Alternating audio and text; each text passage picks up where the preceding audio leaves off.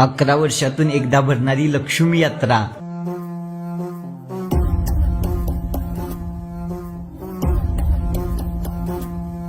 तर कोल्हापूर जिल्ह्यातील गडिंग्लज तालुक्यामधील कडगावमध्ये आम्ही येऊन पोहोचलो। सकाळी गावातील ज्योतिबा मंदिरासमोर लक्ष्मीला साडी परिधान करून अक्षदांचा वर्षाव आणि मृदुंगाच्या गजरात आरती करून लक्ष्मी यात्रेला सुरुवात झाली। जवळपास 1500 कुटुंब असणाऱ्या कडगावात निमंत्रित 4 ते 5 लाख पै पाहुणे 11 वर्षातून एकदा होणाऱ्या लक्ष्मी यात्रेसाठी आली होती। या यात्रेची खूप मोठी आख्यायिका आहे। कडगाव गावात लक्ष्मी खेळवत नेण्याची परंपरा खूप वर्षांची आहे।